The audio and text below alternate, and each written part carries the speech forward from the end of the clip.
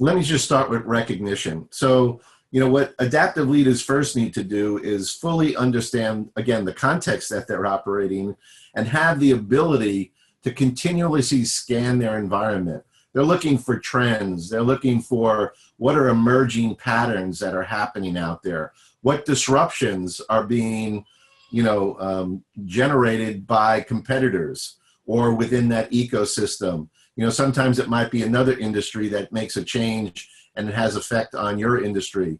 And it's not a direct connection anymore, but everything starts to influence everything else because they're all somehow connected and wired together.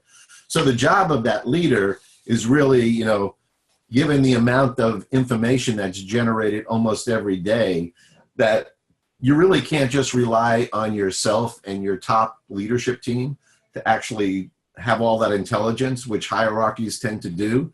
It's just like we designed years ago, management information systems. Now it's like you have to engage really your whole organization in understanding what's going on, because we're all wired in. Everybody's kind of plugged in, learning things and touching different parts of the ecosystem or different parts of information sources and what they're tracking and what they're understanding. So how do you harness that from a recognition point of view and really understand, again, those emerging patterns and all of that stuff? And they got to operate in this ecosystem, to really understand all of those, again, trends and where disruptions might come from. So I just think all of that makes recognition being an important thing. Think of that as just like constantly environmentally scanning, and it's no longer on a once a year when you're updating your strategic plan. It's a daily activity, and maybe those changes don't happen significantly in day-to-day operations, but there are trends that are emerging or patterns that are emerging that will have influence. So you got to keep monitoring that and understand that. The other aspect is really staying in tune with your customer or your consumers, those that you're serving, to ensure that you're taking more of an outside-in perspective than an inside-out perspective. We assume we know what the customer wants and needs, and we'll satisfy them. It's really, the game today is really understanding more what are their needs and what are they asking for and articulating, so that adjustments can be made and you can be successful in that.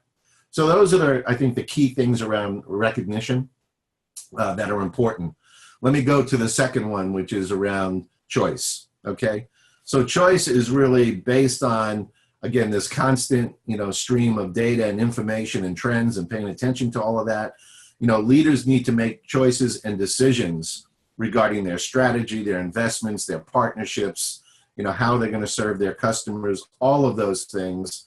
And so it really becomes, you can make independent decisions, but in this ecosystem of partners and where the market is moving, you really have to figure that out and constantly figure out, how do we differentiate ourselves in that ecosystem so that we can be successful and also capture value, profit, the revenues that are required to stay healthy and grow your business and succeed.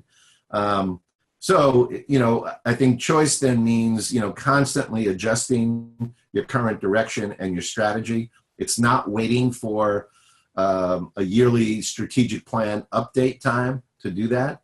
It's like, plans are much more dynamic at this time. So you constantly need to be adapting to that. And it also means not just playing defensively. A lot of businesses just try to, play defense, and they're, followers to what's going on in industry. You need to also be starting to think much more about being offensive, in the sense of, where are the disruptions that we can create with what our product or our services are offering, so that you can, take that lead position and really advance yourself.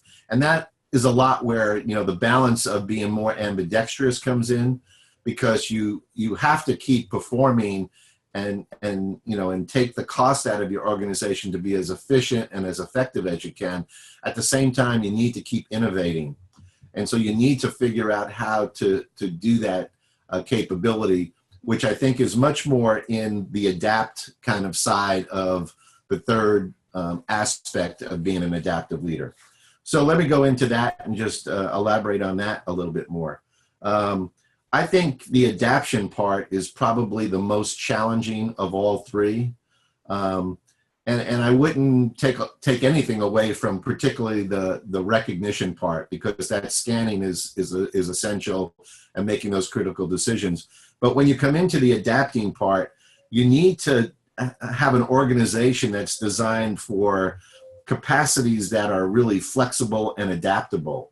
So when we think about hierarchical organizations, what I see as a trend that's happening more and more is that people are moving much more to network types of organizations, much more fluid, where they can tap resources and structure themselves. And that doesn't mean that hierarchy doesn't play a role, but it's not like it's a command and control role anymore. It's like relying on different parts of the organization to bring intelligence and to be able to deliver and execute on things, and to combine resources and capabilities much more flexibly as the environment shifts or changes, and will, depending on what the customer or the consumer, demands are, the needs are that they're trying to do. So again, I mentioned earlier that organizations are mostly in this first, second generation of a social system, design, and they need to start to think much more advanced in terms of making their organizations much more fluid and flexible. Talk a little bit more about becoming ambidextrous. So not only to be of like an adaptive network in many ways of how you use resources, but again, how do you manage much more in an ambidextrous way? And this is a lot more challenging than it sounds. I mean, it's really easy to say, oh yeah, we'll just innovate and we'll optimize the organization and do both at the same time. But in practical terms, it's really difficult. When you try to have like one organization doing both innovation and optimization, again, the optimization side of the organizations tends to be dominant because everything is really pretty clear in terms of how it operates, right? From a procurement point of view or from a, process point of view. And that flywheel gets very tuned very fast to be efficient and effective. When you have innovation, the adaptive leader really has to separate that out, almost as like a standalone organization for the kinds of things that you're really trying to do that's a major breakthrough. And it's like, how do you resource it, fund it, support it, allow it to break rules? Okay, so it needs some protection from a leader to allow all of that to happen. And then once, that incubation process really takes hold, then it's how do you bring it into the mainstream to either maybe cannibalize your business and your existing business, or to embed it in there as part of the normal way of doing work in more the optimized way. But that growth of it has to really have some protection in the meantime. And I can just tell you, over the 35 years or so that I've been working with organizations, that's a very challenging aspect to do. Most leaders believe that they can do both with the same organizations, and everybody's innovating and everybody's doing normal business, and you just don't see the results. And I could cite failure after failure of watching that happen over time. So this is a skill set that really has to get evolved to not only manage your organization differently, really tap into the information sources of pretty much everybody in the organization in creative ways of how you do that, and then to separate out your innovation from your normal, business of what you're kind of delivering to your customers. So an ambidextrous organization can do two, and they can really continue to keep the growth side going while they're keeping the cost side and the efficiency side down to continue to be profitable and successful. So I think those are kind of the primary pieces around adaptation that I would highlight. I mean, there's more nuances and things that we could kind of talk to, but I think that's really the critical forces of that. So the last point that I think I'd like to make, when you think about, again, recognition, choice, and adaptation, in this adaptive leader, I'd say there's a personal skill set that's really important and becoming more and more important over time, and that's their emotional intelligence. You know, it's not just being a very smart leader on the business side and all of that.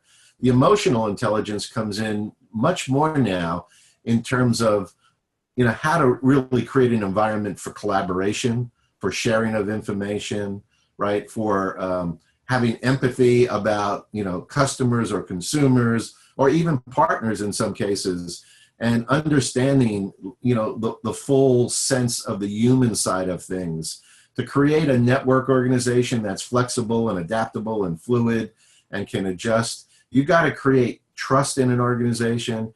You know, you really truly have to have, you know, people fully engaged in the business and committed to that larger vision and what you're trying to do, and understand that those human resources are such a critical resource to everything that you learn, everything that's going on in the ecosystem or in the marketplace, and they're all contributing to that. It's no longer up to a heroic leader to just really take that on and to maybe have one unit that's a business intelligence unit that tries to do all of that work.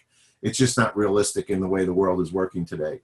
So that capability of a leader to have greater levels of emotional intelligence, I think, fit really well with this kind of, you know, adaptive leader, you know, focusing on recognition, choice, and adaptability, and incorporating their own personal skill sets into that mix to be successful.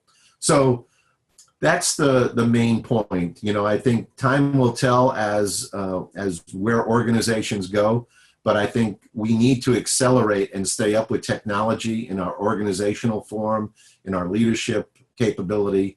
And these are some of the trends that I would say I'm seeing these days that are becoming more and more dominant. They're taking hold and they're starting to root. And I think we'll see more and more of that in the future.